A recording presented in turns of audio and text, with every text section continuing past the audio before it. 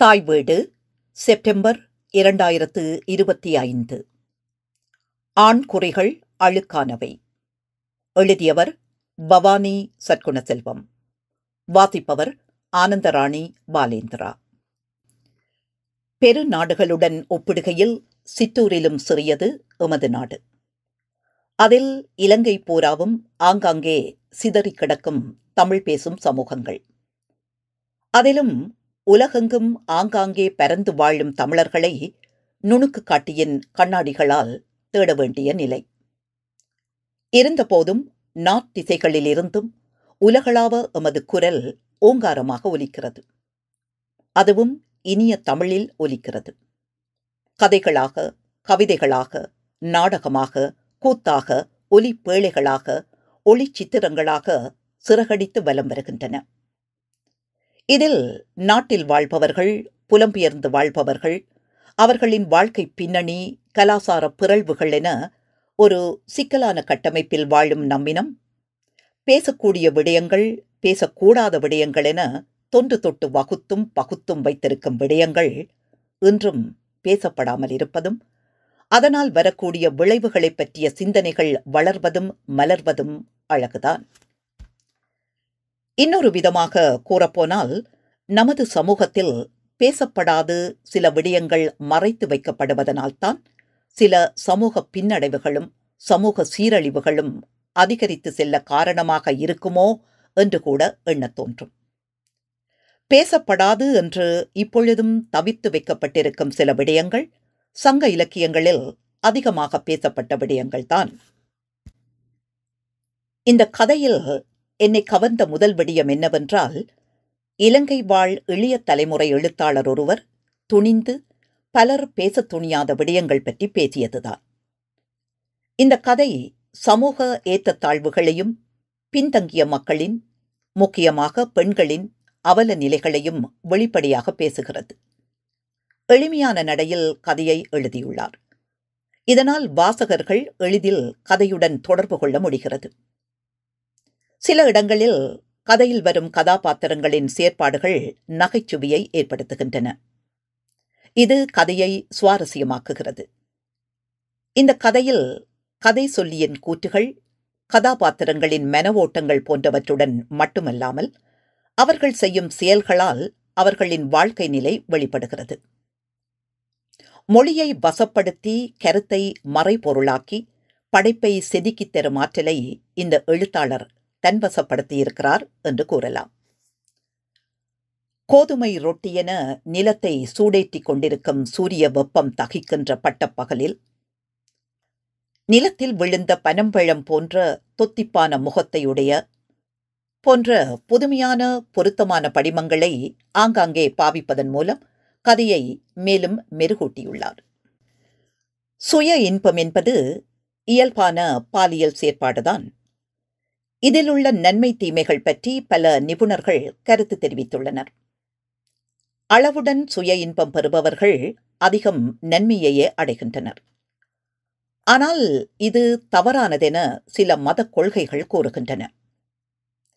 இங்கே தன்னை புனிதனாக வெளியுலகில் நிலைநிறுத்தும் ஒரு பாதிரியார் சுய இன்பத்தில் ஈடுபட்ட பாலிய வயது பையன் சுள்ளானுக்கு தண்டனை கொடுப்பதாக ஆரம்பிக்கும் கதையின் 2வது அத்தியாயம் அவனின் தாய் மரியத்தின் வாழ்வையும் அதன் பின்னணியையும் விவரித்துச் செல்கிறது. மரியம் இறந்து போன கணவனுடன் வாழ்ந்த காலங்களை நினைத்து ஏங்கும் அதேவேளை தன் கஷ்டத்தின் நிமித்தம் உடலை விற்று சீவிக்கிறாள். அவளுக்கு மேர்லின் என்று ஒரு பெண் பிள்ளை. மரியத்தின் நிலையை புரிந்து கொள்ளாத சமூகம் அவளை வேசை என்று வசைபாடுவதுடன் திருச்சபையிலிருந்தும் விலக்கிவிடுகிறது. ஆணாக பிறந்திருந்தாலும் ஆணாகவோ பெண்ணாகவோ உணரப்படாத நிலையில் தன் தந்தையினால் பழிக்கப்பட்டு துன்புறுத்தப்பட்ட மேற்கத்திய வெள்ளியர் ஒருவன் வீட்டில் இருக்க முடியாமல் திருச்சபையில் சேர்ந்து பின் சுனாமி அழிவுகளில் இடிந்து போன தேவாலயத்தை நிர்மாணிக்கும் பணிக்காக இலங்கை வருகிறான். அந்த நேரம் அங்கு சமையல்காரியாக பணிபுரிந்த ரோசம்மா நோயுற்றிருந்ததால் மரியம் அவனுக்கு பணிவிடைகள் செய்ய அமர்த்தப்பட்டாள். அந்த வெள்ளையர் மரியத்துடன் எந்த பாரபட்சமுமின்றி சமனாக அவளை நடத்திய தன்மை அவளை பூரிக்க வைத்தது. நட்புடன் பழகி பணி முடிந்து அந்த வெள்ளையர் ஊர் திரும்பிய சில நாட்களில் மரியம் கருத்தரித்திருப்பதை ஊர் அறிந்து அவள் வெள்ளையனுடன் தொடர்புற்று வாங்கிய பிள்ளையை வயிற்றில் சுமப்பதாக அவள் மீதான அவதூறுகளை ஊரெல்லாம் விதைத்தனர். அவள் கர்ப்பமாக இருக்கும் போதே நோய்வாய்ப்பட்டு குழந்தையை குறை மாதத்தில் பெற்றெடுத்து சொற்ப காலத்தில் இறந்து போகிறாள். அந்த குழந்தைதான் இக்கதையின் முற்பகுதியில் கூறப்படும் சுள்ளான். அவனது சூத்தாமட்டியின் மீது ஏறியிருக்கும் தசை துண்டத்தில் அதிகளவு மயிர்களுடன் ஒரு மாங்காய் மச்சம் இருந்தது. மரியம் இறந்த பின் ரோசம்மா மரியத்தின் குழந்தைகளுக்கு ஆதரவாக இருக்கிறாள். சுள்ளானுக்கு பற்றைகளில் தும்பி பிடிப்பதென்பது அலாதி விருப்பம். ஒரு நாள் ஒரு பச்சை தும்பியை பிடித்த சந்தோஷத்தில் கடற்கரைக்கு ஓடி வந்தவனுக்கு ஊர் ஜனங்கள் அங்கு கூடியிருப்பது வியப்பாக இருந்தது. மேர்லின் முழங்காலில் இருக்க வைக்கப்பட்டிருந்தாள். ரோசம்மாள் பாதிரியாரை ஒரு புருஷன் நிறைவெறியில் எப்படி பெண்டாட்டியை அடிப்பானோ அப்படி ஆத்திரம் பொங்க அடித்துக் கொண்டிருந்தாள். அவள் அப்பாவி குழந்தையை நீ நாசமாக்கி விட்டாயென்று கேட்டு கேட்டு அடித்தாள். பாதிரியார் உடை கிழிந்து நிலத்தில் புரண்டார். அவரின் சூத்தாமட்டியின் மீது ஏறியிருக்கும் தசை துண்டத்திலும் அதிகளவு மயிர்களுடன் ஒரு மாங்காய் மச்சம் என்று முடியும் இந்த கதையில் ஆங்காங்கே பொருத்தமான பைபிள் வரிகள் பொருத்தப்பட்டிருப்பது சிறப்பாக இருப்பினும் ஒரு குறிப்பிட்ட மதத்தை பாதிக்கும் வகையில் இந்த கதை எழுதாமல் வேறு வழியில் கதையை நகர்த்தியிருக்கலாம் என எண்ணத் தோன்றுகிறது.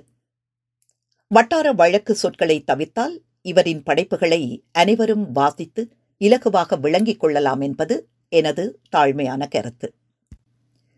எல்லா மச்சங்களும் பரம்பரை அலகுகளினூடாக கடத்தப்படாது என்பதை நன்கு தெரிந்த கதை சொல்லி அதிக மயிர்களுடனான மாங்காய் மச்சத்தை வைத்து சாதுரியமாக கதை புனைந்திருக்கிறார்.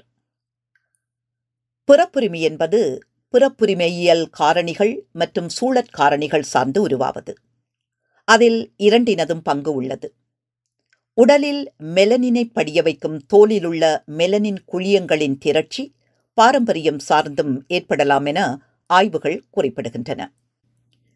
மேலும் கதை சொல்லி ஒரு மூலக்கூற்று உயிரியல் மற்றும் உயிர் தொழில்நுட்ப மாணவன் என்பதையும் இங்கு பகிர்கிறேன்.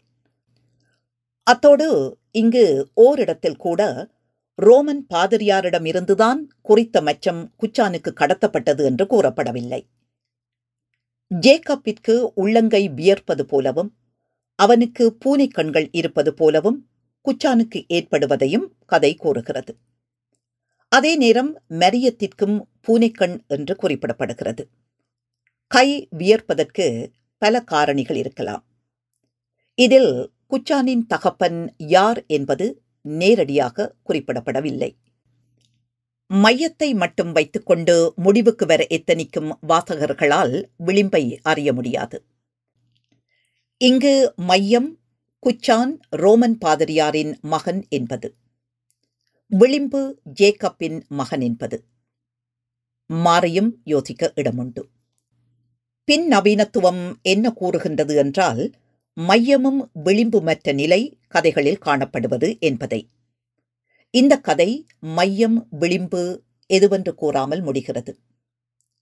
உள்நாட்டு வாழ்க்கை, வெளிநாட்டு வாழ்க்கை, கரும்பு தோட்ட கூலி வாழ்க்கை, விபச்சாரியாக வாழ்தல், பாலியல் பிறழ்வுகள் தரும் உணர்வு சிக்கல்கள் என கதை சொல்லி இந்த கதையை பல தளங்களினூடாக நகர்த்திச் செல்வது சிறப்பு. மொத்தத்தில் நல்லதொரு கதையை வாசித்த உணர்வை தோற்றுவித்த சிறுகதை. நன்றி.